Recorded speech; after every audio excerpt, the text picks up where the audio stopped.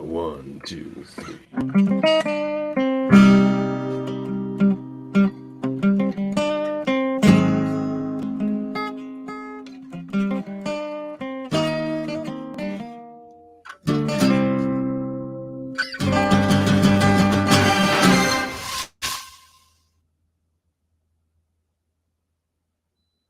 What's up? I'm doing a show here. Welcome to X-Rated, the X-Men animated review show. Here we go again.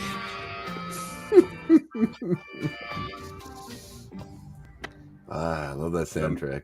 I mean, I was looking forward to it. I guess Bishop wasn't really looking forward to the show, but you know what? We've got fans other than you, Bishop. We don't need you.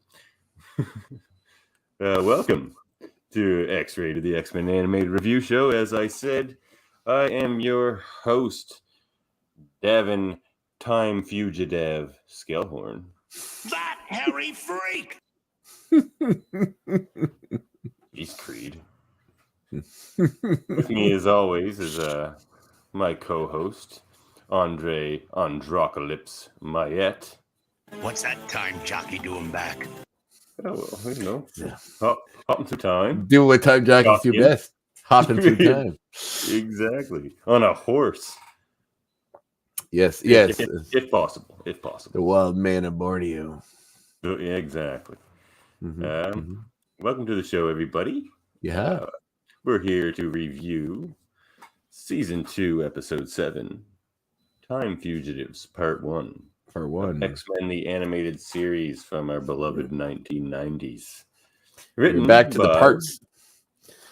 Michael Edens, who writes a lot of great episodes of this show, sometimes by himself, sometimes with his brother, Mark Edens. And I do believe Michael Edens is no longer with us, so that's sad. Very sad, in fact. So we can shit all over the writing of this episode because he's not live to hear it. I know I won't be. I'm kidding. It's a pretty good episode. Yeah, I think it is. How you doing, Andre? I'm well, and yourself, Davin? No, not bad. This is Day Find You Well. I got an Amazon package. You want to do an unboxing video? I'm fully. Yeah, do it. No, it's okay. Andre has. What could it be? It could be one of many things. You could use some of that Amazon money. Oh, it's black. Oh, oh no. Oh, part of it fell on the ground. Uh-oh, it's broken already. Send it back. Does Amazon honor broken things? Is it exactly what I ordered and what I got an email today to tell me was delivered? In fact, it Probably is. Not. Oh, wow. I wouldn't have guessed that. It is a new tripod. Look at that. For a video camera? Yes, I do video blogs for social media for some of my clients, and my previous one has broken, so I got a nice new one, and I want one that goes high, which this one does, and yeah, it's pretty sweet. It's got some pretty good adapters, and you can throw stuff on it. I don't know why I'm reviewing this. The box was sitting here beside me, and I thought, let's take a look at the old tripod and see what happens. I like the whimsy of it myself. I like to keep the listener. I too enjoy the whimsy, if you will. The wonder Whimsy's and my the whole whimsy. thing. I'm only in it for the whimsy, really. I mean, the rest of it is just garbage. We're here for the same reason: X-Men and whimsy. That's right. And often they go hand in hand. Do they ever? Especially in this episode. I first fell in love with the X-Men. Full of whimsy. This episode is full of a lot. It's dense. It is dense. Like I love the dense episodes of this show. Episode Some of them come off as very quick and just like. This episode has a healthy dose of just because in a few spaces, which I'm never okay with. But I feel as though we'll talk about that. There's another part, so I'm going to give it the benefit of the doubt because that could be rectified in part 2. Well, there is one thing I wanted to cover before we get going here, Andre, and it's something we should have done last episode, so I'm gonna kick it off with this here.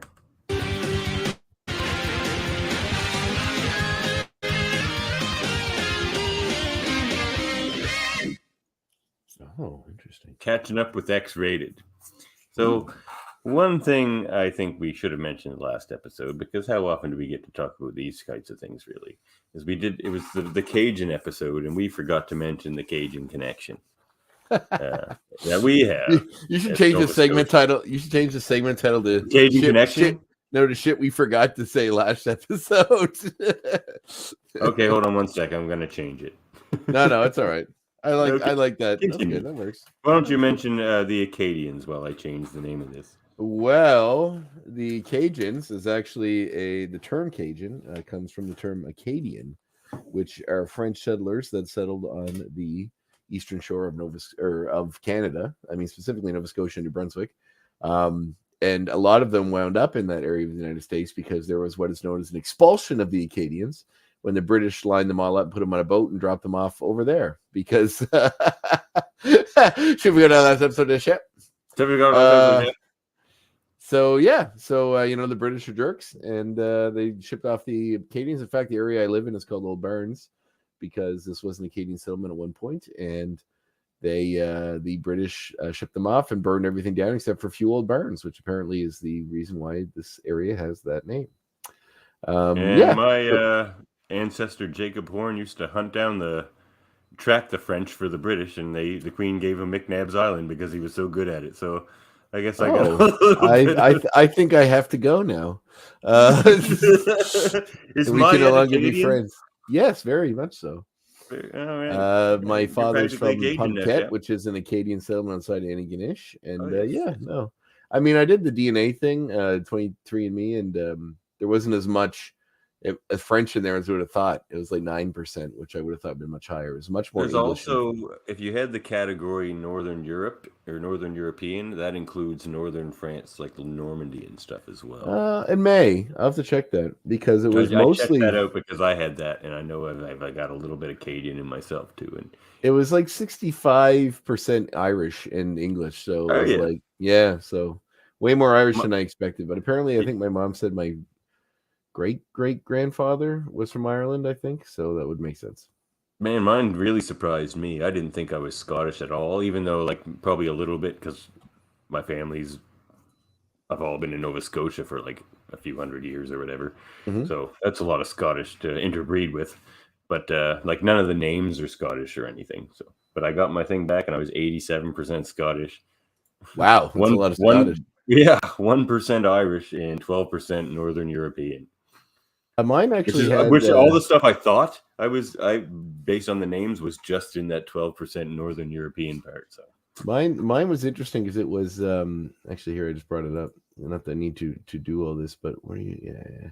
So it was. No, I don't know how accurate these things are. Yeah, I don't know. DNA is not a 1-to-1 thing. Like you could have a Italian ancestor and have 0% Italian DNA, from what I understand. But it's always changing too, which is interesting because like you'll get updates where they say like they've refined where certain DNAs are from, and play with that a little bit as well. So like it's 65. Oh, it's definitely new. 98.5% European, which means white. So with Northwestern European is 87. So British and Irish is. Where's 65. Your other 1.5? I think it is. That's East Asian. Well, that would be under Indigenous American. Oh, there you go. And there's some trace ancestry, which is like Cro-Magnon, like North African, which is 0.4. Did it say Did you just say Cro-Magnon? Neanderthal. Everybody has Neanderthal DNA in them too because we all came. You got that back? What did you use? 23andMe. Oh, 23andMe is so much better than the one I did. 65.6% British and Irish, specifically London and Dublin. French and German was 11.5%. Brittany, France specifically, and the North Rhine of Westphalia for Germany, which makes sense. My mother's maiden name was Ehler, so which is German. Then there's just broadly Northwestern European. The interesting stuff though was Spanish and Portuguese is 6%, and Sardinian was 2.3%, which is interesting because Sardinians didn't really leave Sardinia very much back in the day. So then Italian, broadly South European, mostly European, but predominantly Irish, French, and German. That Jacob Horn fellow I mentioned who got McNabb's, he was actually German. You got the sweet McNabb's money still? No, he traded it for Eastern Passage, which didn't grow anything, so he traded that for Horn Settlement in Enfield, which is still called Horn Settlement. Do you get that sweet Enfield money? No, there's not much money out there. Well, it's building up a bit now. But, there's no... Does your family still own that area? Like the land in that area? Well, a lot of them still live there, yeah. And there's like one of them gold mined there for a long time. Interesting. Yeah, but Jacob one guy married into the House of Savoy, which ruled Italy for like 400 years. Interesting. That guy here's a book about him, actually. He's an interesting guy. I haven't read it. I got to read that book. I like this little catching up segment in which we... Shit, we forgot last episode, Jeff. Yeah, so You're Cajun is kind of a mixture. Cajun's just well, man. I can talk. The way my dad talks is kind of like a weird. Like he grew up in a. Does he got like the Acadian kind of accent? No, not really. Not like the way people from New Brunswick have an Acadian French like people accent. Down like the Acadian shore. He just sort of talks fast away. He talks to their bike. Hey, what are you doing over there? No, I'm gonna talk to you. And he's really loud the way he talks too, which is funny. But I can speak very fast if I don't watch my cadence when I'm speaking. I tend to mumble sometimes because I talk so fast I'm not paying attention, which is great for a couple of podcasts. Yeah, I know, exactly. That's what you want to do is you want to talk super fast and make it hard for people to understand what you're saying. Oh, man. That is the key to good podcasting. When I first started my Star Trek podcast, which I did for a year before this one, it was hard to listen to it back while I was doing the editing and stuff. It's like, is that what I sound like? It's like that Simpsons thing. Is that what I sound like? Yes. Hey, this is Homer Simpson down in Radio Land. Radio Land. Oh my goodness. All right. Well, let's get to this episode. Do we have to? Episode 7 time. Yeah, we're having a good time here, but the good times will continue. I don't want to have a good time. Do they have to ever end? No, they don't. Just go on forever. We can go 24 hours, 7 days a week, but we're gonna need some MeUndies money for that. That is right. Serious Patreon money. We're not on Patreon yet, but for 20, if you would like 24-hour a day, 7 days a week, X-rated, write us a letter and we'll That's right. Just send us money and we'll start sending you stuff. Yeah. Send you some just random packages that look like ransom notes. They'll come like in packages all ripped with tape on them. They just have like what the photos, the Polaroid photos, and and letters we write you that are cut out of magazines. That's all it'll be. Obscure tirades that about why certain movies from the 80s should be watched by more people. There'll just be a lot of that. So look forward to that. Yeah. I recall previously on X-Men. Whoops. Ignore that. Man, my finger's been slipping lately.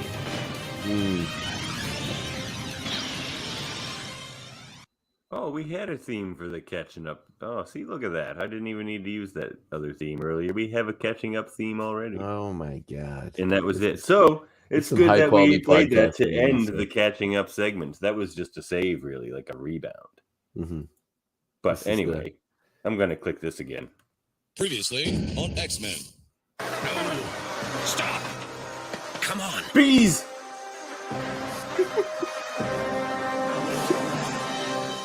I love when you picked the thing that has nothing to do with this episode at all. That's how it ended. So do you just pick the last 30 seconds and let's go with that? Well, look, not the even last that. 10 minutes seconds of the last episode had nothing to do with this because we don't get a Savage Land. We don't even get any Savage Land stuff in this. No. Which Professor was X one of my points, so I'll get a different one. Professor X and Magneto could be getting, savagely beaten and or physically assaulted and or they are by sexually probed by what's his face? Barbarous or Vertigo. Giving him a right proper Andre the Giant or Andre Mayet bear hug. You ever That's right. The bear hug, Andre? That's right. I have in the past, yes. I've been known to hug a bear or two. All right, so as we get right into the action, as Cable and who I am told by the internet Clan Chosen, which is the name of his little group of people, which I'll get into later, are fighting Apocalypse and his robots in the year 3999 AD For those who Oh, keep yes, they score do at give home. you the year, don't they? Yes, Mhm. which is 1 year short of 4,000. That's to make it seem obtainable, but not too obvious. You don't want to make it a round number, but you want to make it 999 because that's a little less obvious. Then you can party like it. That is true. So in the future, robots, I guess, or holograms of the Beastie Boys, I suppose, at that point will be singing "Party" like it's 3,999, or I guess the Prince song as well, holograms of Prince. Until a temporal storm, which just looks like a tornado, devastates the city. Cable questions his AI about what is happening. He And blames Apocalypse right away. He's like, "Damn you, Apocalypse!" yeah, well, it's true. Like, but it's funny because we have no idea. Like, this is the first we're seeing that Cable is. We don't even know he's from the future. We just know he's in the future right now. Don't we? They've never said he's from the future. And in the past, when we've seen him, he just showed up and helped people in our time. Yeah, So we have I guess that's no true. frame of reference to know that he's from the future, which we know because we read comics. But it doesn't, or maybe, if you're not paying attention, maybe you think his mutant powers, he lives forever or something. And this is just still the same Cable in the future. So, like, the fact he's from the future has never been established yet. Because anytime he's shown up, he's just been in the present, and he's never mentioned I'm from the future. Cable has a slick, or Apocalypse has a slick line there.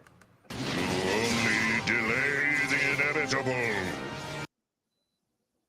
Yes, that's a slick line. He has a few slick lines in this episode, which I'll bring up as well. Oh, he does. Hey, question that I should have asked you before we went live. Sure. Can you hear the dryer going? No. Okay, sweet. See, if you had mentioned that, we never would have known. We would have been in blissful ignorance for the rest of this episode. But now The you've called listener attention wouldn't- to it. Myself and all of the listeners are going to be listening diligently and distracted, waiting to hear when the buzzer for that dryer goes off. What do you got in there? Oh, yeah, there is going to be a buzzer probably. Some MeUndies in there? That's going to be exciting for the... is it what? Is there You get some MeUndies in there? No, I've never ordered MeUndies, but I've also never been sponsored by MeUndies. Well, there's always time for both. Mm-hmm. All right. I feel they could go hand in hand. So I have a question about this AI system that Cable has, which is just like a little block he holds in his hand. What is it? Because it seems to know everything. Like it even knows when time is being altered. I feel like I can answer that. Okay. It even knows when time is being altered, who caused it, and where they were in time. So the fact that it has a female voice makes me question this somewhat. We're just going to say it's a mishmash between the comics and Star Trek, I think. See, I was getting Star Trek vibes from it, which I think was going to be another one of my points. But luckily, I have like 10 to choose from. Mm-hmm. But yeah, because he's talking to the female voiced computer, and he just calls it computer. Mm-hmm. And yeah, it was very Star Trek to me. But he has an AI like that in the comics, but its name's Professor. Oh, okay. He names it Professor. So anyway, I would assume it would have a male voice just because I assumed he named it after Professor Xavier, but maybe it's just a female professor. I don't know. It seems to know a lot about a lot. Not even just like history, because I assume a computer would tell you that, but it also seems computers to know, are probably awesome in 3099. But it also knows that somebody has gone back in time and changed history, which is something it does have how would it know senses. that? Temporal sensing, I guess. My God, this is an amazing computer. I guess it is 3999. 3099, man. And I suppose like the exponential growth of computers we're experiencing right now. So anyway, the computer tells Cable that it is not Apocalypse who has caused this. And while Cable and his men are fighting Apocalypse and the storm appears, that all of his people get sucked into this portal. The computer informs him that Bishop, who's traveled back in the past, is traveling back in the past rather to stop a disease from spreading that would kill mutants. If he goes further on, it further goes on to explain how Cable's timeline is going to cease to exist fairly soon once because time is correcting itself because the past has changed. Yes. Which is interesting because they're doing your time really slowly. Yeah, in tornado form. But they also undo their own. So what they're saying is that time basically destroys everything and replaces it with what the new timeline is when the past changes. Mm-hmm. However, it quickly does the opposite when we cut to what happened to Bishop. So then we cut to Bishop having returned from cutting to Bishop. Where's that harmonica? Oh, you're right. I should have done that. Give me 1 second. Oh no! Now I got to entertain the people by myself. I gave my love a chicken, it had no bone. Chicken. Okay, you got it? All right, we're back. All right.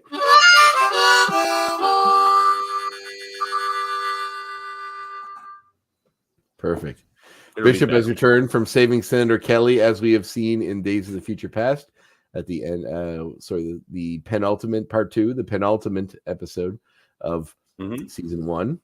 I believe I used that word correctly. So he returns to his own time to find everything's different, or find that things are different but almost the same. So different in the same in that things aren't great, but different in that the things that cause the things not to be great is different.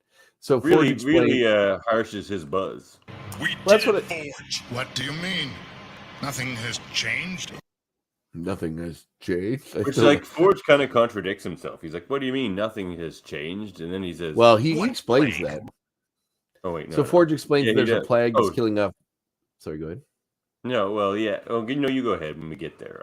So because a temporal storm is destroying Cable's future because of what Bishop is about to do in the past, or is doing through as we're getting set up here. Now Bishop just returned to a future that he has altered because he went back in the past and changed the past, and there was not a temporal storm destroying everything that he has to, you endure to replace with the new past. That temporal storm already went through the future and killed everybody or wiped them out of existence. Well, he's from the very near future relative to Cable. But still, I mean, whatever. We already established 70 years in the future or something. We've established that time will destroy your present and replace it with the new present based on the new past. But that's not happening in Bishop's future. So stop trying to explain it. They made a mistake. Look, maybe the temporal tornado is bigger and works faster the closer you are to the event. So, but Cable's super far from the event. Cable's super far from the event. He's even further away. Yeah, so it's gotten smaller and slower. What? That's what I'm saying. So it works backwards. I'm saying the temporal tornado, the closer you are to the event, which is our time in the 90s, which is the event that changes everything. So Bishop's timeline is much closer to that. It's like 70 years in the future. So if maybe the temporal tornado, the closer you are to it, is bigger. Oh, it's already wiped everything out before. So it already wiped everything out, and it's working on Cable's time. But by the time it gets to 3099, it's a very small tornado and works very slowly. Well, that's a different tornado. I think that was an event that caused a different past. Good theory. But we can get into this temporal argument for quite a while because, like, the temporal thing that's screwing up Cable's time is from the X-Men's present, which is still Bishop's past. So if that altered Bishop's future and then henceforth Cable's future, but how did Bishop changing Senator Kelly getting killed not change Cable's future the first time? And he not get a warning about it that time? So anyway. Maybe that's what was supposed to happen in his future. Maybe so. Oh my God, this is confusing. Anyway. We're getting timey-wimey here, but luckily I have I do have a sonic screwdriver. I can grab it. I also have a laser screwdriver if you're more on the master side of things. But anyway, Forge explains that there's a plague that's killing off most people in the city, and that he has no recollection of the X-Men ever existing based on the conversation with Bishop. Bishop says, "Well, I looked to see if he still had an X on his uniform, but he didn't." Yes, which is interesting. I'm going to catch the mirror, and I didn't. So, and then he even goes on to say, if you had changed the past, that's my past now. And I don't know, I don't remember what was here before because my memory would be the new past. So he kind of explains why he doesn't remember the X-Men, all these things that Bishop remembers. But okay, that's the thing I wanted to talk about. Why does Bishop still remember? That's what I'm curious about. No. X-Men? What are the X-Men? He had just said nothing has changed. Yes. And then he goes, X-Men, what are the X-Men? And he explains to Bishop, he's like, oh, well, if you had changed the time like our plan was, it would have changed for me and I wouldn't have known anything anyway. But didn't he know that sentence he just said to Bishop like 3 sentences before when he's just like, nothing's changed? He should know. To him, nothing's changed. Well, maybe he was just putting into that slowly, and I guess that's fair. The thing is, though, he wouldn't remember. But I think he would remember that he sent Bishop to the past. He would still have to remember who Bishop is. He seems to, because he wouldn't remember who Bishop was at all if he didn't remember that fact, right? True. He'd just be this guy shows up and he'd be like, "What the hell?" Yeah. So I feel as though maybe he knew they sent him back to change the future, but it just changed It just, yeah, I know. We can argue about this all night, but it just changed. It just changed. Like, he knows he sent him back to fix things, but as far as he knows, the things hasn't been fixed, which in this time is the plague and not the Sentinels taking over like happened before. So, yeah, I guess that kind of makes sense. But anyway, Yeah, okay. So then Bishop's like has to go back in time to stop this plague from spreading, which, as far as history can tell, came after Senator Kelly supported mutants, and then all of a sudden people started getting sick and blamed the mutants. They're not sure where the virus came from, but Ford just knows wasn't created from mutants. Somebody else had created it. So Bishop goes back in time to meet up with the X-Men again and find out. And then he finds, when he sees a newspaper that he tries to pay with future money, that the newspaper stand man doesn't agree with. $3. Yeah, I know. $3 seems like a lot for a newspaper in '93. I feel like they're not even that much now. Yeah. Well, they're just begging you to buy them now. It's true. I mean, I don't even know where to buy a newspaper.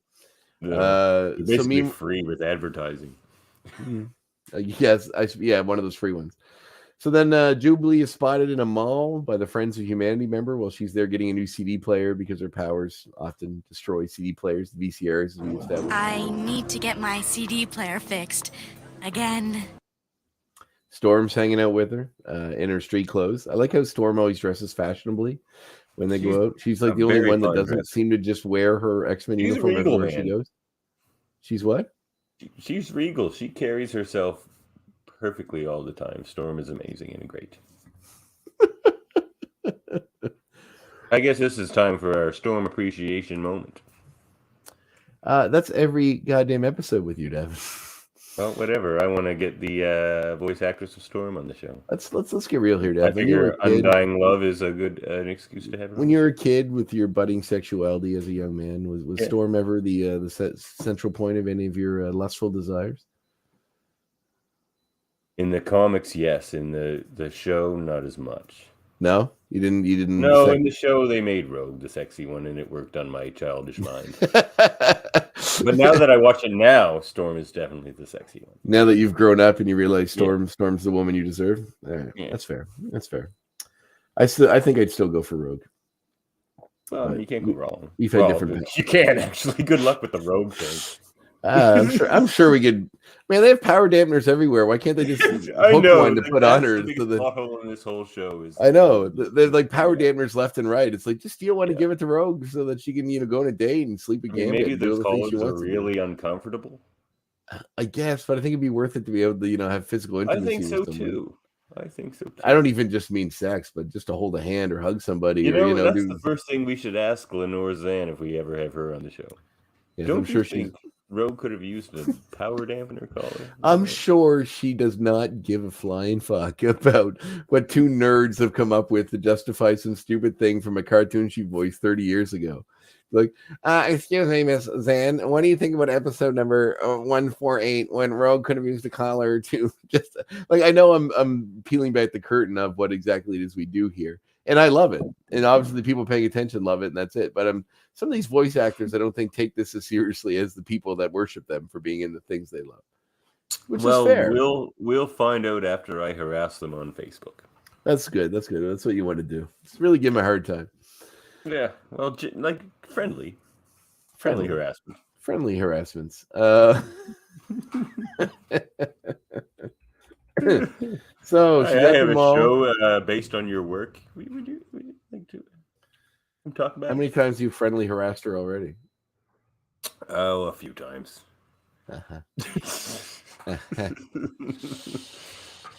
All right. So where are we at here?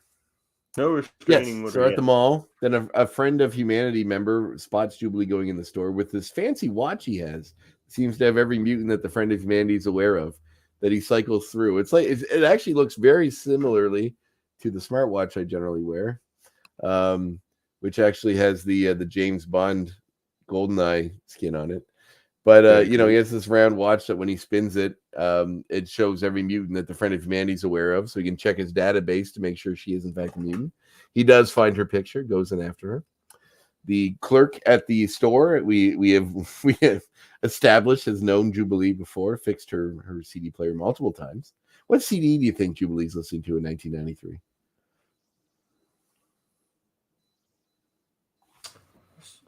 probably listening to something punky. But not a fan of punk myself, I couldn't tell you what that is in 1992. But she strikes me as someone who listens to like kind of punk style music. Punk? I'm gonna Yeah, guess it's a that Big kind of Shiny Tunes.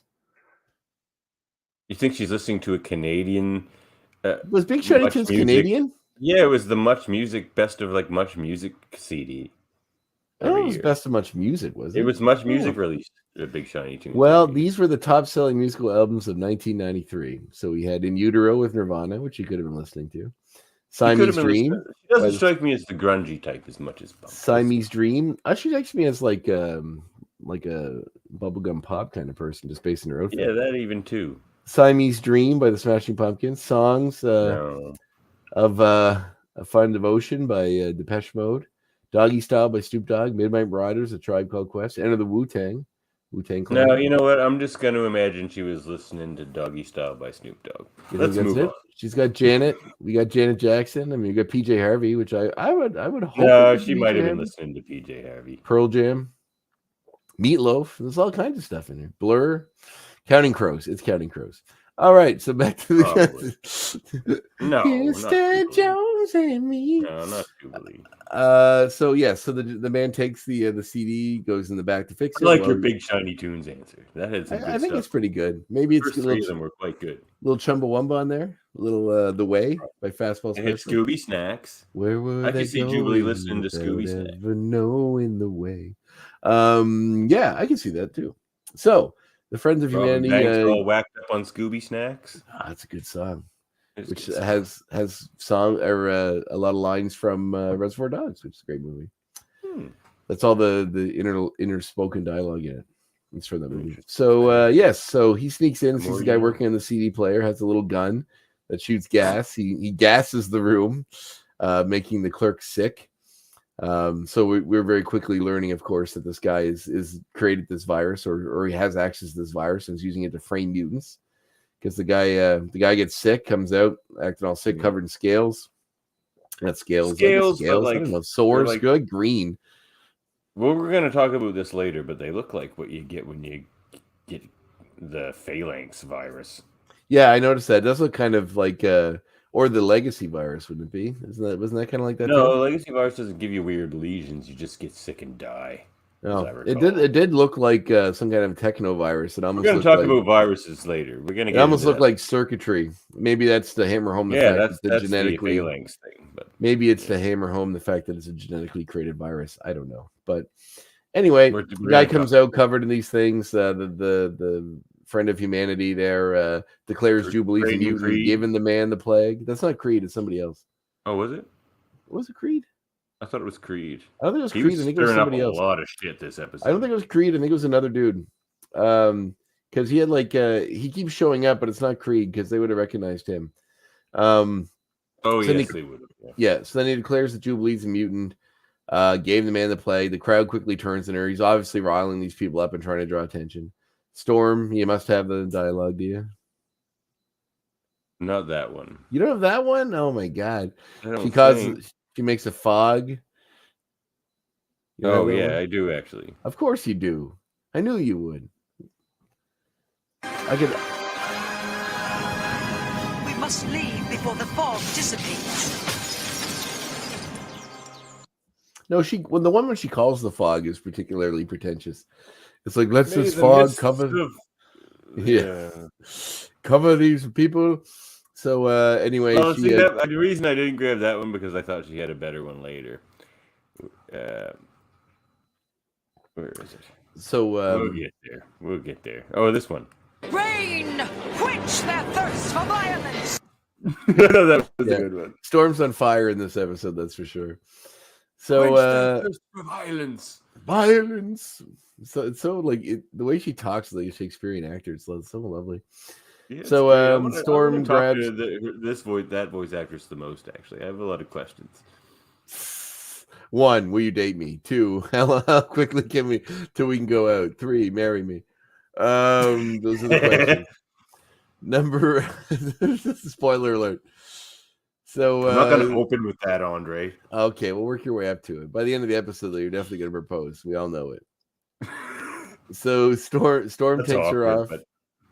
Can't rule It's it all, out. it's all right, baby. You got to go where the heart wants what it wants. So Storm grabs Jubilee and they fly off Rain, to quench this broken window. burning heart. And then like your wife comes in and just throws water on you. Yeah. I'm melting. I'm melting. melting. Yes. So I'll finally get to this fucking sentence. Storm. Oh, we're getting a little carried away tonight. It's good. It's good. It's one of those nights. So Storm flies off with Jubilee. Then we cut to Beast, who we see examining Jubilee and saying that she is free of disease, which is a nice way of saying. I've run every test, but there's no sign of infection, other than the fact that you need to eat more vegetables. That's good. Hell of a machine. I guess it means her iron's low, but that wouldn't be vegetables. Her vitamin C levels are low. That's all I can. Scientist. He tinkers a bit much sometimes, leading to blue fur and whatnot. But good scientist. The phrase "free of disease" just has a sexual connotation to it, which I find interesting. Well, he was checking for everything. She's good to go. He just looks over at Gambit and goes, "She's still pure."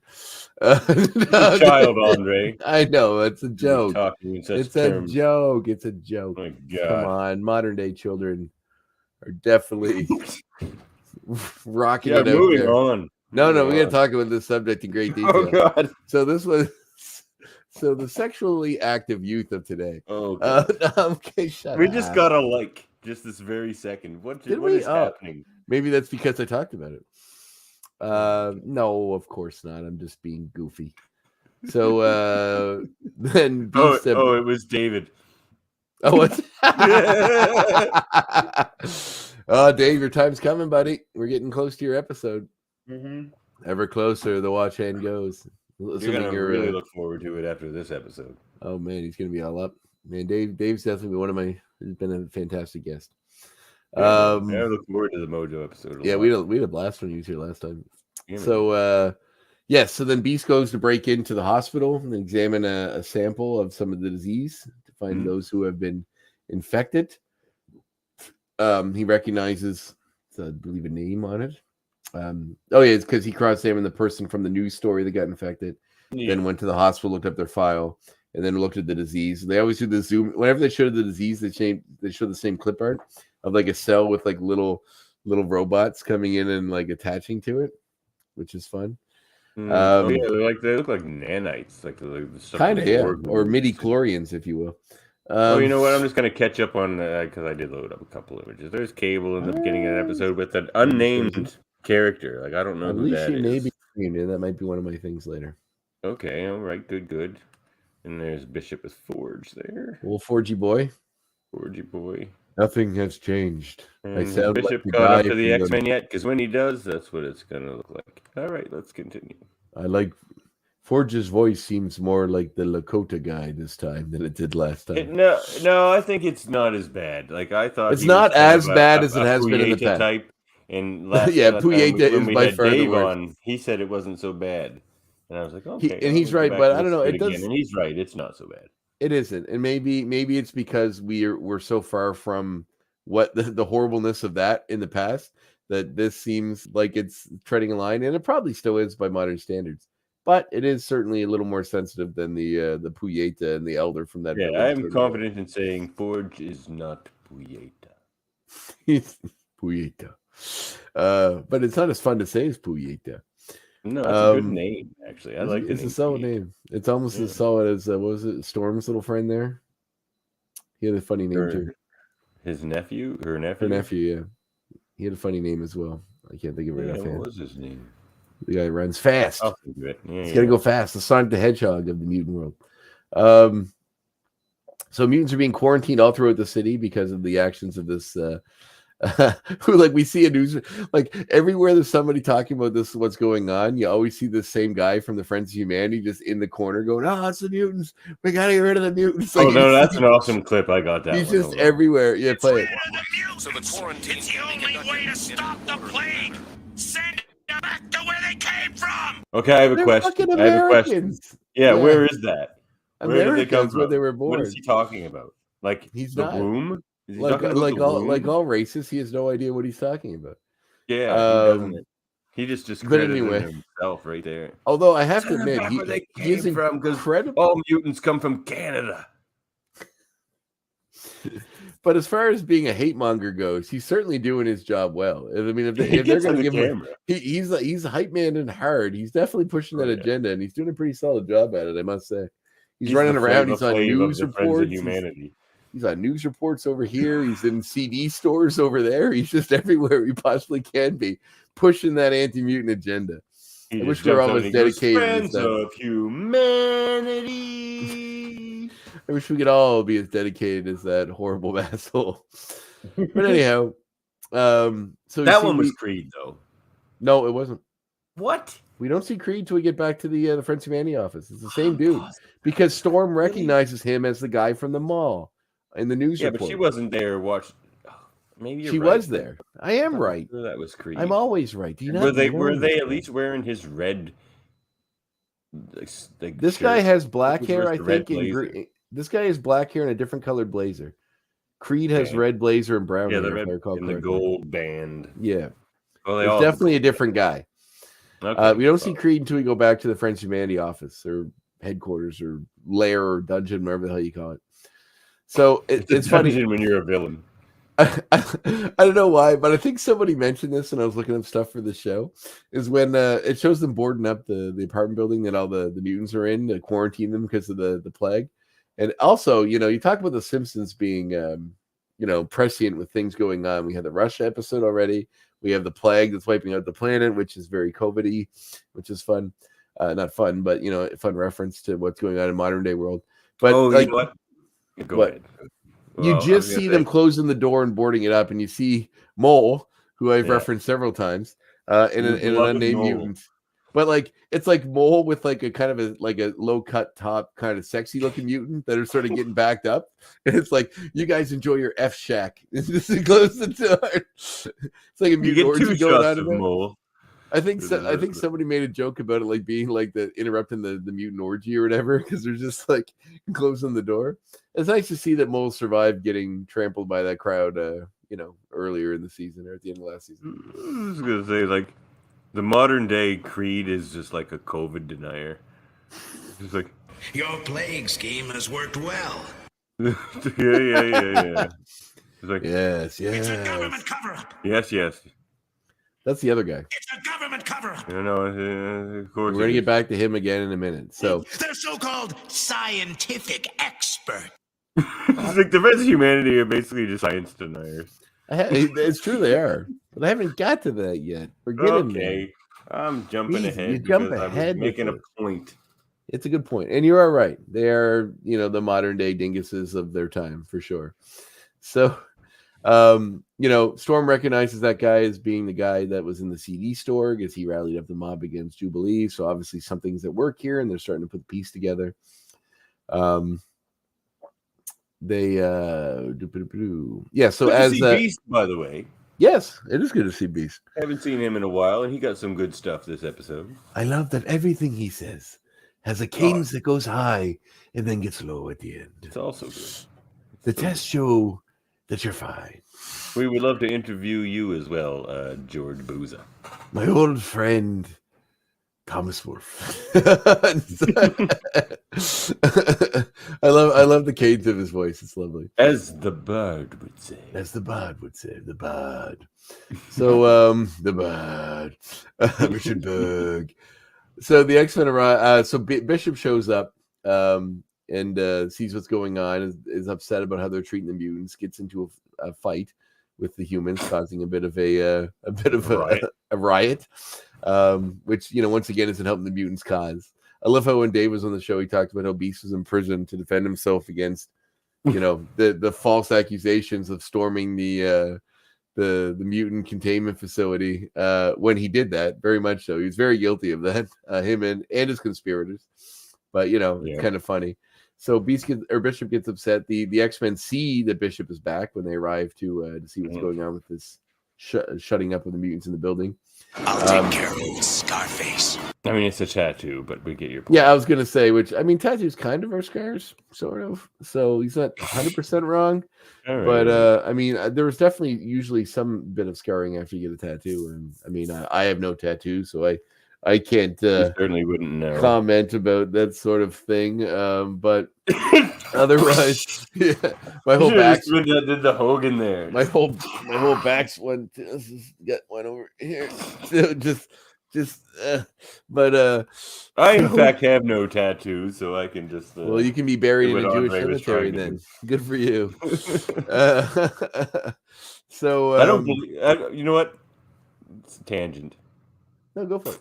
I always tried to explain to people for like my entire life, because everyone in our generation, even from the time we were in high school, was getting tattoos. Man, like everyone's tattooed pretty much. Well, how old are you, And Dad? so I always had to. What? How old I'm are you? older than you by like a year. Or two. Well, don't let me in with you. My generation What? was cool and hip and fun. You're old Okay, fogey generation. well, I'm kidding. Go all ahead. right. No, We're the same generation. My whole point in this story is that I didn't really fit in. So I always try to explain to people why I didn't want tattoos, and I wasn't very good at explaining it. And then I heard Neil deGrasse Tyson explain why he doesn't have any tattoos, and it was the exact reason why I don't get tattoos, but he explained it better because he's a million times smarter than me. And he goes, the reason I don't have any tattoos is because I don't believe in anything enough to put it on my skin. And that's exactly how I feel. Like, because especially in like the world that we see of the internet now, things you think are pure and wholesome and what you thought they were turn out not to be too often than not.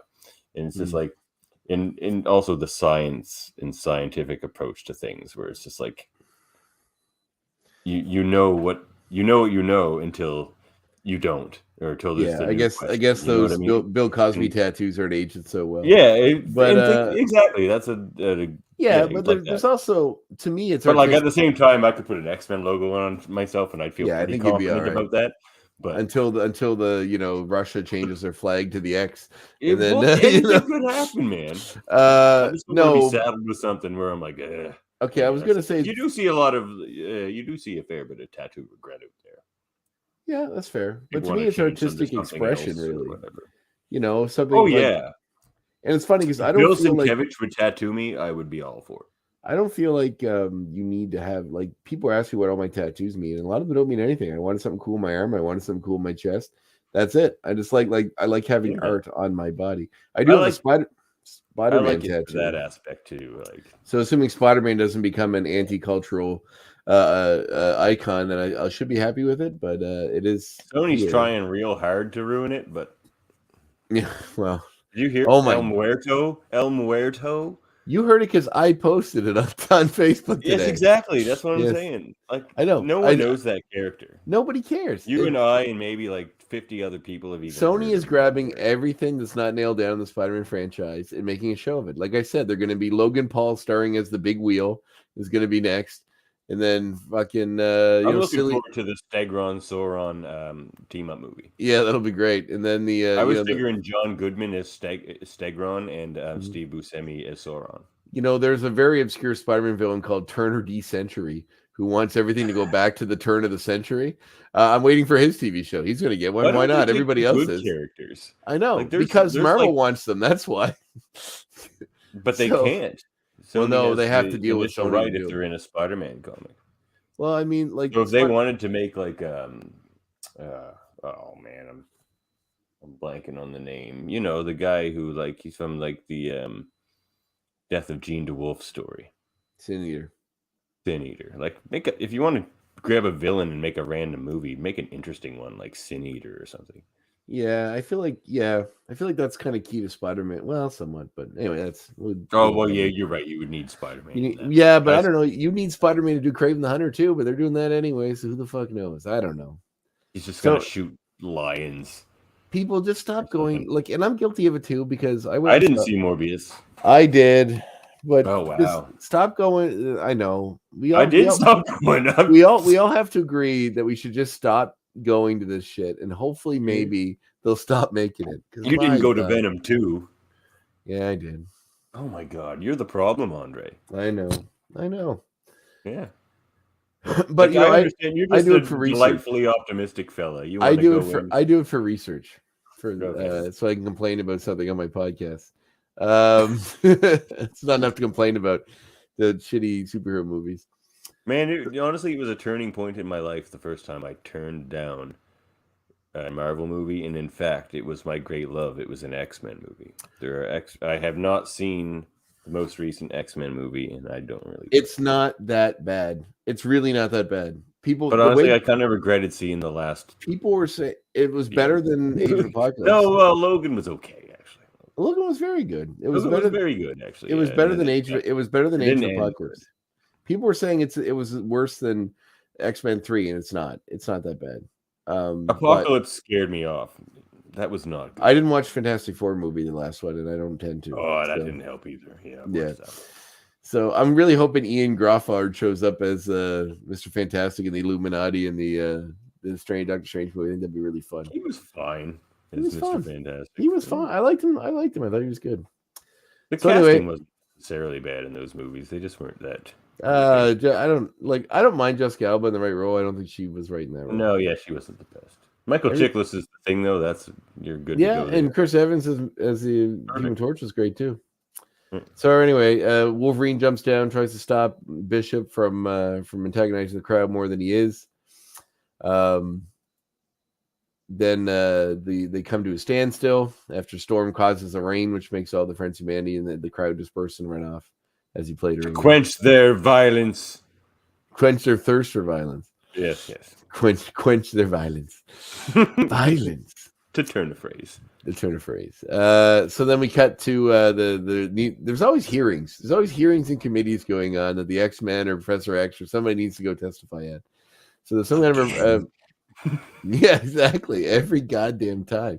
Every time. So then there's a press conference or a Senate hearing in which they're going to talk about the mutants spreading the plague. They have the Friend of Humanity there spouting all his garbage as he plays. That ought to put that Peckerwood in his place. That's good, yeah. That's a great rogue line. So they want Beast to inform the world about his findings, because he's this expert. So the Friend of Humanity guy gets to mouth off all his garbage. Then Beast goes up to talk about his own, but then he notices the Friend of Humanity guy has a thing to inject Beast and give him the plague to show on national television that mutants have the plague. So Bishop, and it's funny because like the X-Men are standing there in their costume.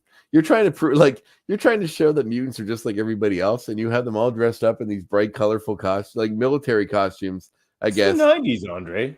Yeah, but then you also have with them a guy that has no social insurance number or ID. He's from the future. They let him into the Capitol building at this. Did they ID him?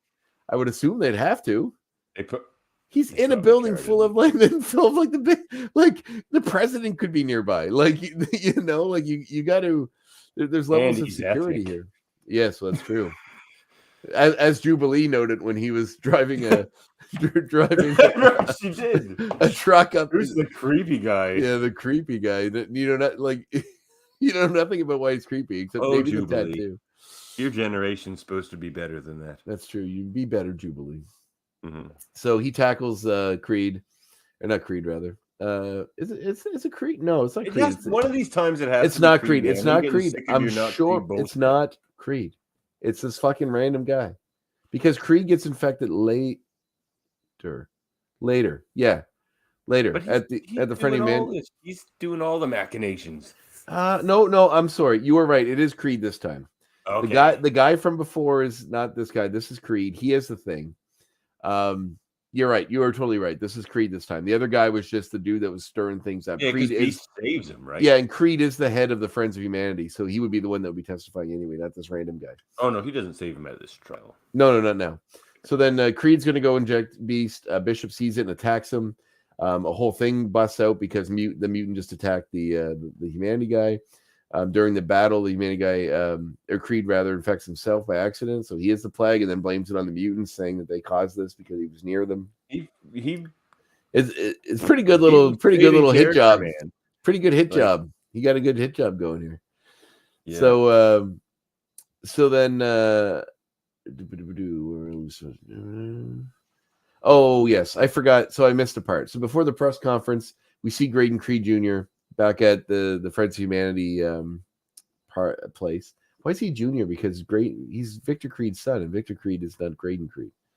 Yeah, is he Junior? That's what it says on the. This is what it says on the wiki because I'm using it for reference. I've never seen that before. So they reveal the plague is man-made, which we learn here that they've created. I mean, we already pretty much assumed that at this point, but that they're using it to hate the shit on the mutants. When Creed leaves, the head scientist that has created this virus for him, we see his eyes glow and him kind of chuckle to himself. It could be Jubilee, but it does seem because his voice doesn't really change. But it is, as we learn later. This twist actually got me. I thought. Yeah, did you think it was Mystique? No, I thought it was Bastion. Yeah, but but like timey-wimey story with Cable and Bishop. That's true, but if Bastion. But and there's he usually looks like a human form kind of guy. Like that's. But I guess we hadn't seen him before in the X-Men. No, I thought they were introducing Bastion as a new villain. I totally was surprised when it turned out to be Apocalypse. Yeah, so as you just revealed, it did turn out to be Apocalypse, which we'll get to in a minute. Spoiler alert. Yeah. So you could have anticipated that for another 30 seconds or so. That's I had to ruin it. Well, we cut back to 3,000. Classic time fugitive. Ruining everything. Mm-hmm. So back in 3,999, Cable's running in a tunnel, and he's watching this horror deal because the thing is showing him the events that have led towards the time his future being erased. Yeah, it shows this. He's trying to escape what's going on. Poor Ileana dying from the disease. Yes, with Colossus there. So we do see various mutants dying of the virus. Very sad. Very sad. So back in the present, Bishop and the X-Men track Creed down to the abandoned mansion where they hang out. Jean tries to telepathically find Creed, but it's blocked by that name. Abandoned mansion where they hang out. Anyway, move on. Well, that's what it says here. But I don't think that's true. Sentence. I don't think it's abandoned. I think it's just their headquarters. No, that's what it says in this list here. But mansion. Anyway, the mansion that they all hang out in. Jean tries to see if Creed's inside there. Does he have a super big? He seems that way. I mean, he funds an entire hate group, so I'm sure there's some money to be found there. He's got that sweet Sabretooth money. So Jean Grey, I don't know why what Jean Grey's purpose on the show is, because every time she tries to use her powers, that's the complaint our listener had that time that I brought up. Well, he's not far off, because every time she tries to do anything, like she reaches out to try to find Creed in the building, and then the scientist is in there, and then she reads the scientist's mind briefly, and then is so overcome by his power that she falls and they catch her. So it just seems like every time she uses her before, many times. So it seems like every time she goes to do something like that, she's just overcome with the power of whoever is hiding out there, and then isn't able to actually fulfill the job. Which is interesting because in the book above me here, which everyone should buy because it's awesome for a lot of reasons, by Eric and Julia Lewald. It's a really, really good book. I finally got a chance to skim through, and it's really good. Yeah.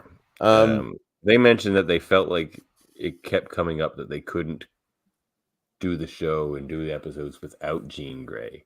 And I just don't understand why that is. I mean, that may come up later because the Phoenix stuff's coming up. Yeah, and there is all that stuff with Scott and Wolverine, which you need her for. So, but like her use isn't that. Hopefully the Phoenix stuff will. First couple seasons. So it certainly will. There's like a 5-part Phoenix story, and then there's like a 5-part Dark Phoenix story, all in the same season. So we're gonna get just all of that in one season. Pretty much, yeah. Yeah. Oh, I guess no. I think season 3 is like 20-something episodes, isn't it? Yeah. That's gonna be like half a year of our lives. Oh God. And your lives, dear listeners. Yes, your precious, precious lives. They're precious to us. They're in fact precious to us. We do love you, every one of you. Yes. So then we cut back to the scientist. Creed's asking the scientist to help him because he's now infected with the virus. Scientist tells him he deserves to die, which is funny. It's like, you deserve to die with all the rest of the scum. Then you kind of run a hate group. Yeah. And I love that Cyclops uses this fun using my power beams to make a tunnel again, which showed up last season. So they don't know how to get into the mansion, and Cyclops just basically makes a tunnel and comes right into the lab wall. In doing so, the scientist is revealed to be Apocalypse in disguise. You've caused enough trouble for one day. Oh, I don't know why I clicked that one. What's this one? If you can't keep Oh, your this head, is- then you're no good to the team. That's true. He's mad at Bishop because Bishop seemingly was acting out of line before he was revealed that he. It's so Hey, funny. Andre, what do you think? What do you think this is alluding to? A viral weapon could be easily concealed. Where? What do you mean where? Where is it being easily concealed? In his butt? I don't know. What are you talking about? Maybe. Oh, okay. Well, he had the little Is that what thing. he's saying? No, he was using it in reference to the video when Buddy had the little thing he's going to use to poke because when they reviewed the footage of when Bishop tackled Creed, they have one of those fancy old timey computers where you can just say enhance and it goes right in. It makes everything super clear because that's not how pixels work, but they don't know that in the past. Computers like barely do that now. Enhance. They definitely didn't do that then. Enhance. It does. There's Except only so in many. James Bond movies, they saw Goldeneye. They're like, yeah, computers can do that. I'm a graphic designer, and I often get fucking files that people give me that are like 100 by 100 pixels that have like 72 DPI. They want blown up to a 4 foot by 8 foot side, and then I have to explain. Yeah, to you said that to me before. I sent him an image once. He's just like, dude, you got to do better than that. Yeah, it was terrible. It was fucking terrible. So no, they don't work that way. But anyway, so then Beast enhanced and saw that Creed in fact had the little thing in his hand. Anyway, I'm almost done this goddamn episode. Let's get through. All right. Fuck, it's already been an hour. Not yet, but it's just one of them nights, man. Yeah, all right. So Apocalypse in disguise. Bishop manages to destroy the vials containing the plague and using his beams, everything catches on fire. Apocalypse gets upset because all of his plans are all for naught. Then he gets super huge, busting through the wall of the mansion. I am as far beyond mutants as they are beyond you. You know what? Just Which to is a rewind great for a line. second, I That's a love great this line. and how whenever this happens in an episode. Let's stop all the yapping and get to it.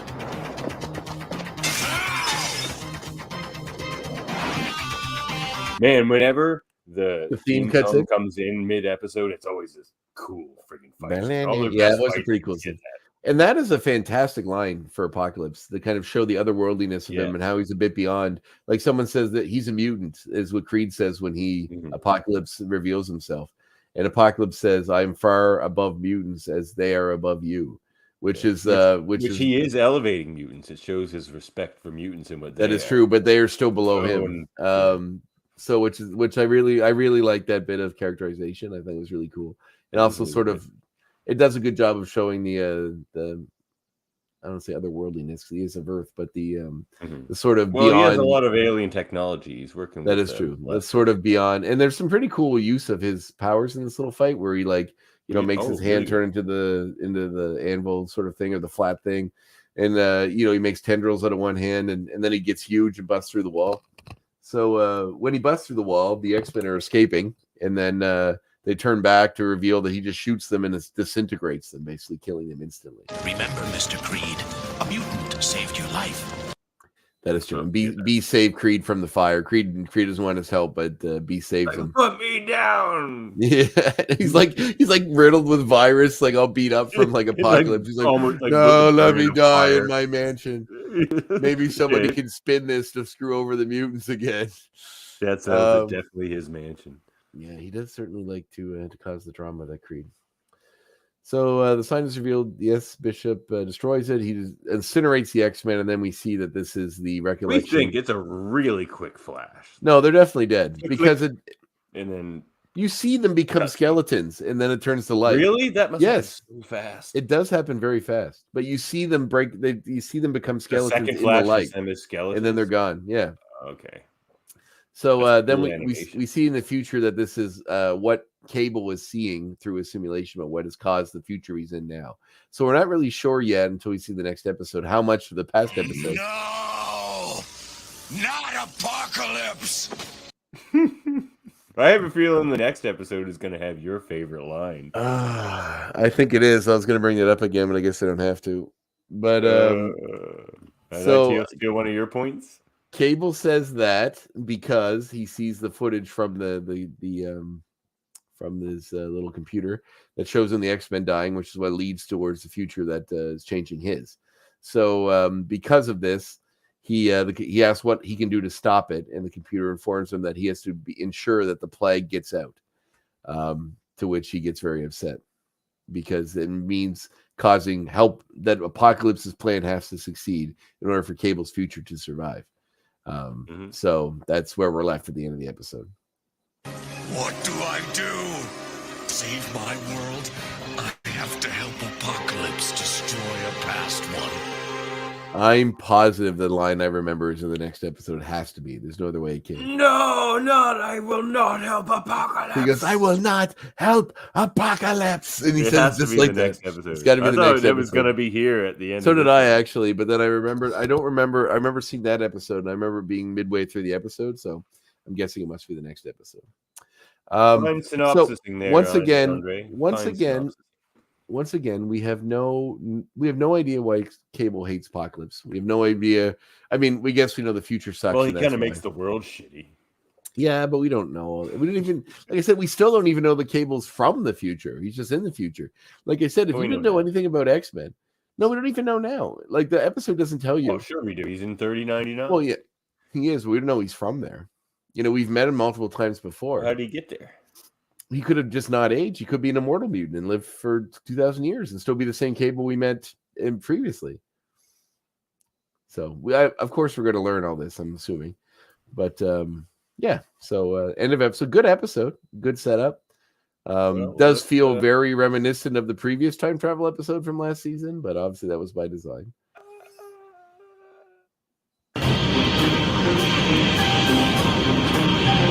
Each of us will have to look into his own heart and decide. What is your heart deciding, Andre? I want you to go first because I want to choose my number based on yours. This is a 10 for me, man. It has everything. It's dense. I love these dense ones. It has like some slick lines. I always like the zingers in an X-Men the Animated Series episode. Peckerwood. I wonder how Peckerwood got by the censors. I feel like that wouldn't have made it, but anyway. It's because it's just like woodpecker. I guess. I feel like Pecker was. I love that line. Yeah, it's a good line. You get next. You know what? Yeah, mark me down for next two. I'll do next two. It's a really good episode. I really enjoyed it. The episodes with the Friends of Humanity tend to be really good. They're definitely the most realistic villain, and it feels like a step down from last season's overarching villains because they're just humans, but we get all these sprinkled. I don't think it does. No, humans are the most intimidating villains for the X-Men. Yeah, but they're not a real threat. I guess because of societal change, which is the threat. But because we have Sinister and Apocalypse sprinkled throughout, they're good. And Apocalypse is really good in this. And as a kid, I didn't really like Apocalypse. He has a good line too about Oblivion for kids. I feel like, but man, I really appreciate him way more as now. He has a really good motivations, like everything. He has a really good line. I'm gonna see. You keep talking, but I'm gonna see if I can find it. Yeah, this episode's just it's really good sci-fi writing. This episode, all the time stuff is interesting. Like they do the Bishop time travel problem, and then that echoes and butterfly effects through to Cable, and he has a horrible decision to make. He's just like, okay, I have to fix my future, or by letting a plague kill everybody, basically. Yeah. And it's just there's a lot going on here. I think this might have been one of my points later anyway, but no, maybe not. This, and I'm sure part 2 will make it even better. This could be a movie. Yeah, no, I agree. This would make a way better movie. This concept and I like the idea that they combined two future characters and made them my way farther future than your future is messed up because what you did to the past. It's just such a convoluted mess of trying to figure out time travel, but it kind of works. Time travel is like that though.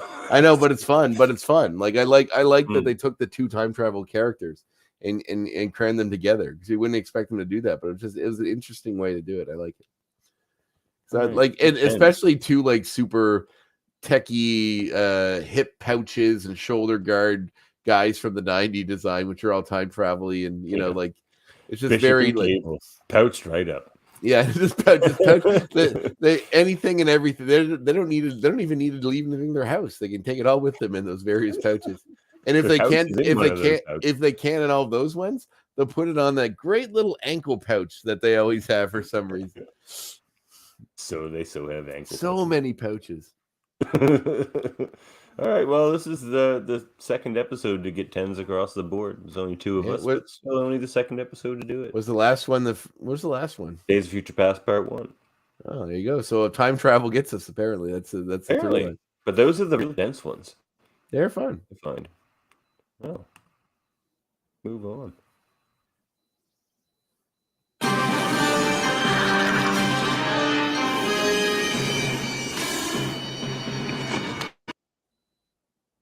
Uncanny X points. You go first this time. All right, I found that line, and I'm going to use it just to give my first point about the characterization of Apocalypse, because I really like him. A couple good lines in this one. I'll just lump them all into this one point. At one point in the future, Cable says, "We are not retreating. It's victory or death," which I thought was a nice line. But the Apocalypse line that I thought was really good, aside from the "I am as far beyond mutants as they are beyond you," "I am eternal" is the way that line ends, which is great. But then the next line that he says later on is, which I think is great, because it's almost like an Ozymandias, sort of like the poem by Shelley, feel to him, like something that's, I mean, I know that poem's about a king that no longer is a king, and it's talking about how you tremble before me and all that, when his statues crumbled and none of that matters anymore. But this sort of like this pomp in circumstance to his sort of, to him, like the regality of him, I guess. I do really like how they just the voice, like supreme certainty and purpose. Yeah, like glorious purpose, to use a Loki phrase. But he he's got that lovely metallic tinge to his voice. The design is really cool.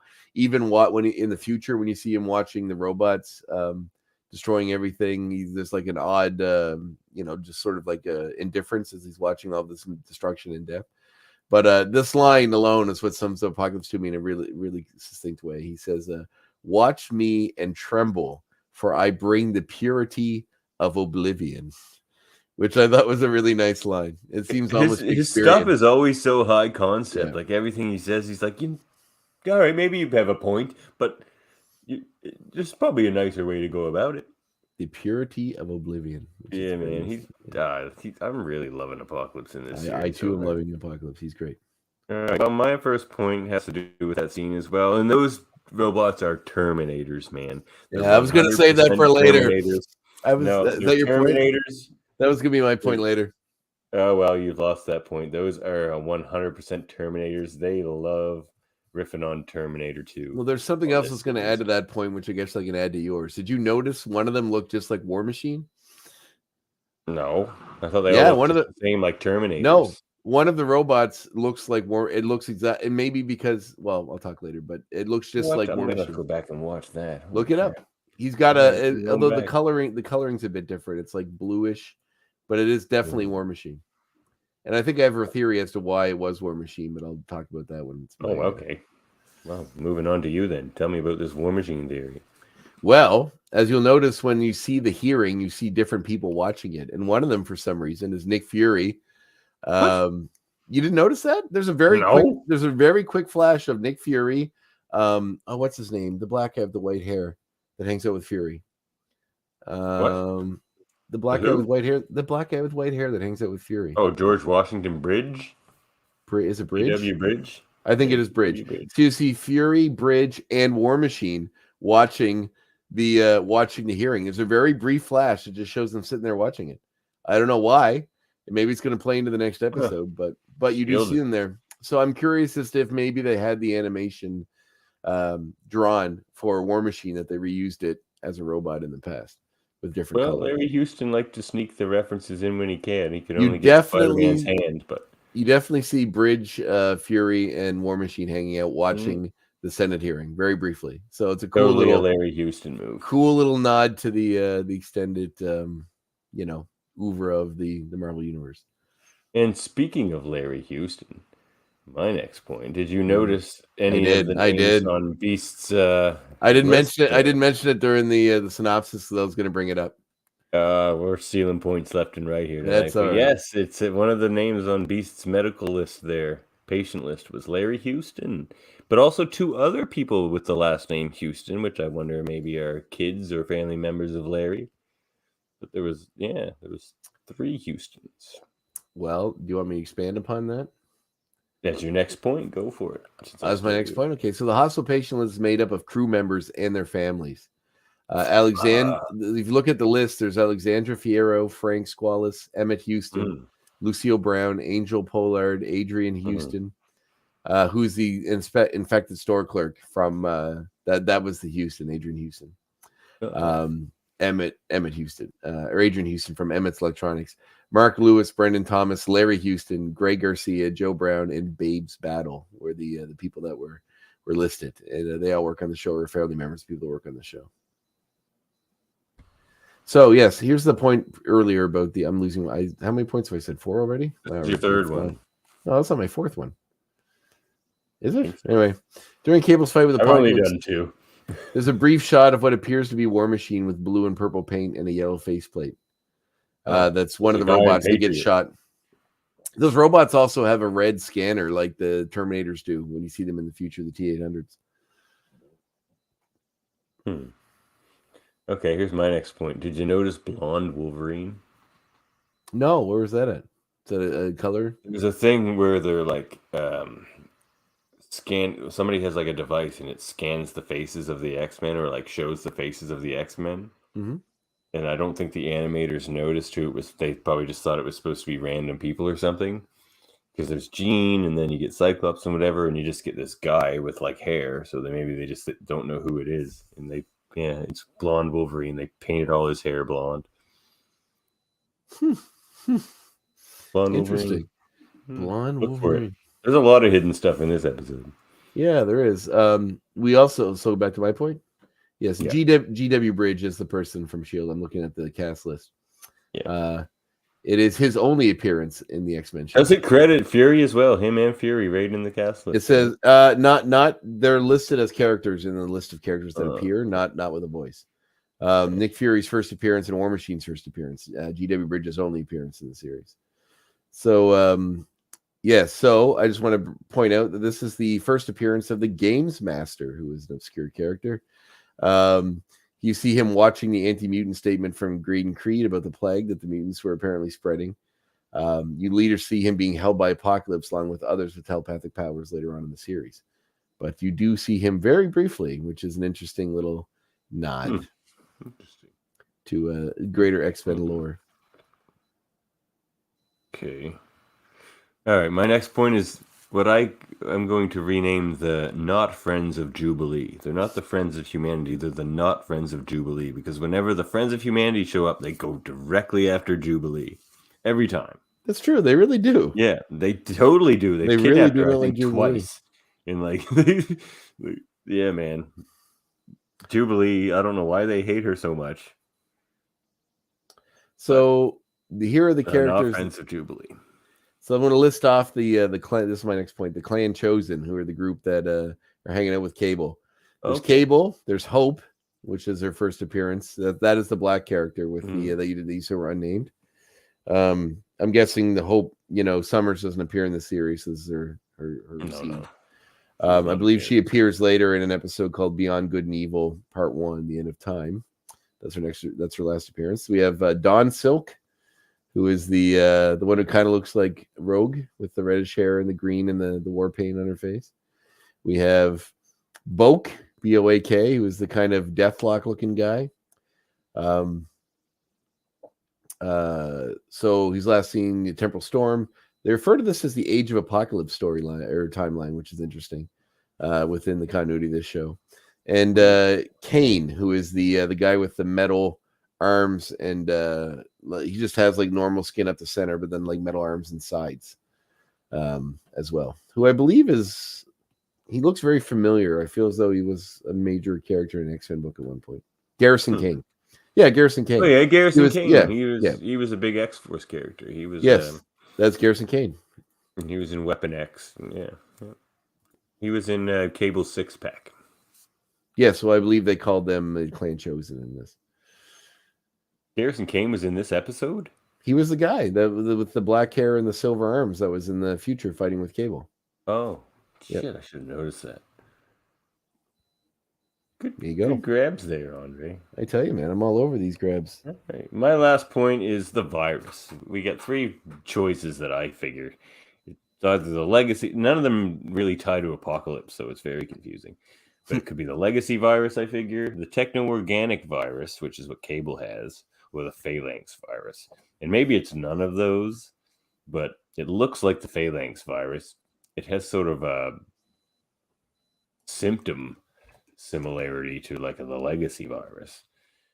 And Cable's around, so like, well, the techno-organic virus doesn't really make a lot of sense since it's not attacking techno. Oh no, because it attacks the organic. Oh yeah, maybe it is the techno-organic virus because it also is nanites and stuff. It looks like nanites. So that my bet is on techno-organic virus, but it may turn out to be none. But that would be my guess. Very cool. Yeah. Techno-organic viruses. Hey, check this out. Check this out. What you got, Andre? Oh, this is the. So I didn't have much time today because I was in a big rush and I got home 2 minutes before we were supposed to do this. So I want to give you he took this. us to the Bun Show before the cameras went on to find a comic. Because I bent over. Is that the Bun Show? That's the Bun Show. All right. Well, I'm going to give you this because this was a piece of Andre's youth that has come back in a major way because I grabbed it off the shelf. I used to take it out of the library so many times. I contemplated stealing it as a youth, but I would never do that. Oh my! I never steal from a library. I always a rebellious youth. I always returned it on time and then got it out again. However, there are very few X-Men in it because I'm not sure why. Maybe it's because it's older than what they did. But this is How to Draw Comics the Marvel Way, which was by John Buscema and Stan Lee. Which, as a kid, I just loved dearly. Eventually got my own copy when I became. I was never able to find that book anywhere. That's a great book. Yes, I believe it became more available to buy at one point. Like they reprinted it. I mean, this version might be from later than the one that I used to get. But according this one, this was not. Oh, the first Fireside issue was 1984. It says originally published in 1978. So I don't see the date of publication on this one, but it definitely isn't that old. But yeah, it's super fun book. It gives you that great Stan Lee dialogue and shows you all these wonderful ways on how to draw characters. As a kid drawing for the first time, it taught me a lot about scoping out your images and doing these sort of pencil drawings beforehand. I know for the audio edition, John Buscema, man, that's a good place to start. He's one of the best. I like his son Sal Buscema's, or his brother Sal Buscema's art a lot too. Very good. You even get some fun stuff of the first appearance in Nova. Man, I can't figure out. Sal, I believe, did quite a bit of X-Men actually. Spider-Man. He did a lot of Spider-Man. Spider-Man. Web of Spider-Man, if I recall correctly. Yeah, so really cool book. You find a chance to come across it on the shelf, definitely check it out if you're into original or old Marvel art and just a fun little time capsule of where comics were in the 70s. You want to try your hand at being an artist. For sure. No better way to learn. Mine is a bit of a Cable story, but it has a lot of other similarities with this episode, I feel. That is the Executioner's Song. Didn't I bring that one out one time? I'm pretty sure I think I had the graphic novel version of that, and I think one of the early episodes I had that. I'm gonna quickly flash all the covers here because I got the whole thing from back in the day, and they came in these these what do they call them? The poly bagged. This one reminded me of this episode. I really loved this cover where it's Cable and Bishop fighting. Yeah, that's a good cover. This is the issue where Wolverine and Bishop fight Cable. That's a fun one. That's a great combo. Yeah, and there's the poly bag. See, it still says this Executioner's Song at the top. And unopened. Look at that. No, they're all open. Okay. But I tried to keep the Executioner's Song at the top there. That's awesome. Keeping them flipping. We'll flip fast. We're flipping here. Yeah, they went through X-Force, X-Factor, X-Men, Uncanny X-Men. It's a lovely time, which is now Marvel's resurrected, where they have 1,000 tie-ins to. And it was about strife. Yeah, exactly. But a lot of things happen in this story, and it's actually a pretty good story. But my main recommendation, other than the Executioner's Song, there is this issue right here. Song's End. This is the Uncanny X-Men issue that came directly after Executioner's Song. And due to these two characters right here, this is a very emotionally powerful issue. That's Professor X, is it not? So he can walk again? It is. But anyway, that's a great one. Read Song's End. All right. I already suggested that one because I almost grabbed it. It's the only graphic novel I saw on the shelf that had Cable and Apocalypse in it. So.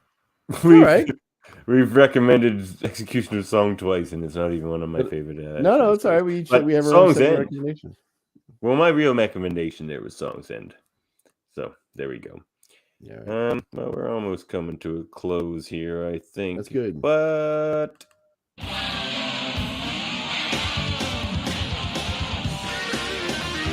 Glad y'all decided to join the party. I mean, I saw one article. I don't know how much to stock to put into it, but there was an article out there that suggested that they're going to keep pretty true to the characters of 92, yet they're going to try to instill some quite modern themes into it and into the characters, which is fine and makes a lot of sense. Is it just there's a potential conflict maybe with it still trying to be in 1997. I don't know how modern you can get with the themes and still have it believably still feel like 1997. Episode so that 1 line is going to be interesting to see how they walk. Episode 1, Wolverine gets a cell phone. Yeah, it's gonna be so interesting. It's like Wolverine trying to log onto the internet with dial-up.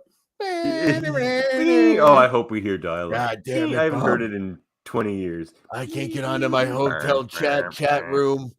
Get off the phone, Scott. I'm trying to get in the chat room. Yeah, that'd be lovely. Very nice. All right. Yeah, I haven't heard anything about that either. It's keeping it pretty mum. Yep, they are, but that'll be interesting to see how they walk that line. For sure. You can contact us at xmenreviewshow@gmail.com. You can follow us on Facebook, the Twitches, or YouTube, or Facebook. You can follow us wherever. We would love to have you like, subscribe, Just give us a holler. Give us a holler. Send us a message. Holla. Give us a review. We would love to get some reviews from you. It'd probably help the show a lot, but also we want to know what you like and what you don't like. We throw a lot of things at the wall and see what sticks here on this show. We'd love to know what's sticking to you. Oh, gravy. Maybe it's all sticky. It could be. You can also find the audio-only version that usually comes up either late the night of the live broadcast or the next day. Tonight it's going to be it'll be tomorrow. I'm telling you right now. The audio-only version will be up tomorrow. And that's available wherever you get your podcasts. We are everywhere. We are ubiquitous. We are eternal. We are. We bring you the purity of oblivion. We so do. And if you enjoyed this, like I said, like, review, and subscribe. Andre, is there anything you'd like to talk about as far as the Graphic Histories podcast goes? No. New episode just dropped yesterday being Saturday, which is with Chelsea Scully, who is the creator of Tales from the Stitch, which is a website that she creates kind of hoodoo dolls, or like 9-inch tall yarn dolls of like popular characters from anything really. She does customs. She does amazing work. I posted a bunch of it on the social media. She's super into horror. She's super into horror movies, so we have a discussion about horror. She has an interesting reason as to why horror may appeal to somebody that suffers from anxiety. And I didn't really have an answer for her because I was trying to figure out why horror appeals to me. And I haven't quite, and I've been doing some inflection about it. I don't think I've come up with a great answer yet. I think it's just that my opinion of humanity is very low in general, so it kind of tapers a little more towards the darkness of people, which I always find interesting, I guess. Jeez, now you got me thinking. I'm gonna have to come back next week and say what. Yeah, no. Why do you like horror? It's a big question. Maybe it's its own podcast. But anyway, we had a great conversation, a great talk, and in fact, during the talk, I mentioned that I was going to get her to make me a custom doll of a character from one of my favorite movies, called The Phantom of the Paradise, which is a Brian De Palma movie from the 1970s. it's an amazing movie. I can't like Paul Williams is the villain in it. He does all the music. It's a musical. It takes place predominantly within a music studio. A horror musical. There's a rare genre. Yeah, there's a few out there. But yeah, I wouldn't call it a horror movie. I mean, it is, but it's not. It's not like purely like slashery horror. It's more like the Phantom of the Paradise or the Phantom of the Opera kind of horror, which it obviously is a bit of a take on. It's kind of like a dark story about a dark. If I had to give you an elevator pitch, I would say that it is a mixture of the Faust story with the Phantom of the Opera set in a 1970s musical, glam rock musical, and it's very good. It's very fun, and the main character, the Phantom, also played by William Finley. The character's name is Winslow Leach before he becomes the Phantom. Is a very cool design. I think it would make for a really cool doll. And there's not a lot of merchandise out there for that film since it's old and pretty obscure. But I'm a huge Brian De Palma fan. It's a great movie, and if you take anything away from this episode, is to go watch that movie.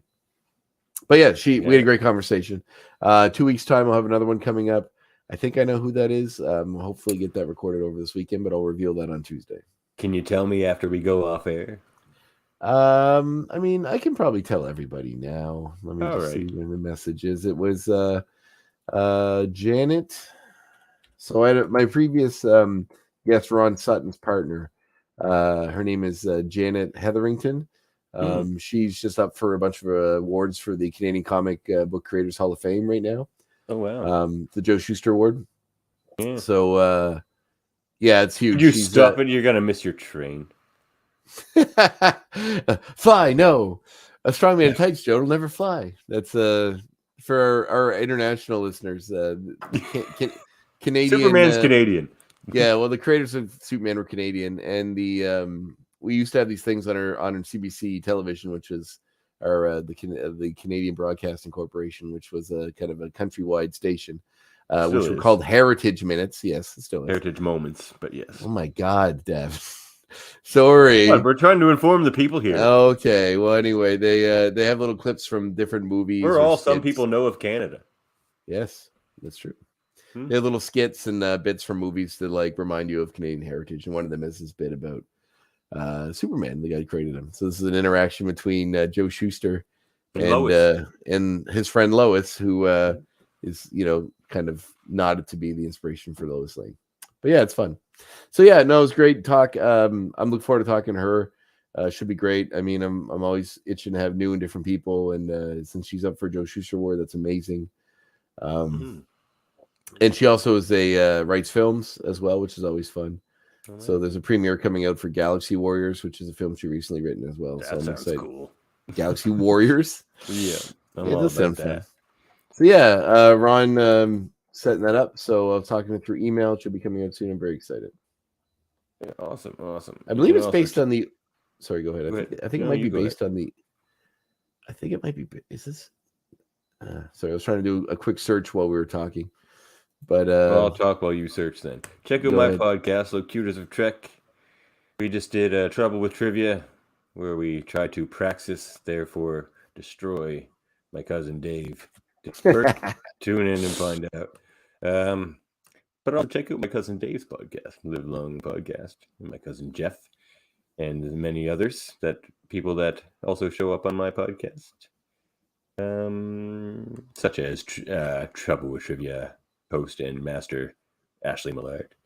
And we have Trivial Debates that they do as well, and Supermator Brothers, where they review your very popular shows of the day, such as Big Brothers and Survivor and that type of thing.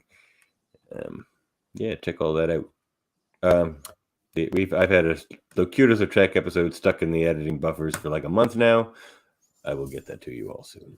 Please do. We need it. We got to have it. It's a good episode. It's about space, and I've been talking about it for a month now, so I don't even want to talk about it. I just want to. God damn it! You've been talking about space forever. Oh man, I know it's embarrassing. Space is the place. But I gotta get this podcast out on time on a weekly basis. That's true. Otherwise, the harsh taskmaster that is me will come a knocking. I know, the worst. All right. Well, I think we've come to the end of our episode because I really got to go to the bathroom. Me too. For the last like 25 minutes. I know. Let's go pee. All right. All right, see you next time.